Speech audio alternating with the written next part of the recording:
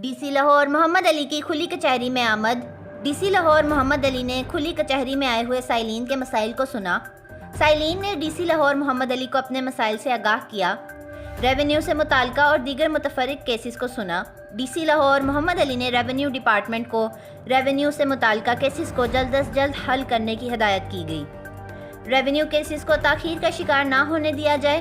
साइलीन के मसाइल को हल करना अव्वलीन तरजीह होनी चाहिए। डीसी लाहौर मोहम्मद अली शहरी डीसी ऑफिस लाहौर में आकर अपने मसाइल बता सकते हैं। रोज़ाना की बुनियाद पर खुली कचहरी का इनेकाद किया जा रहा है। सुबह 10 से 11 बजे तक खुली कचहरी में साइलीन के मसाइल को सुना जाता है। डीसी लाहौर मोहम्मद अली।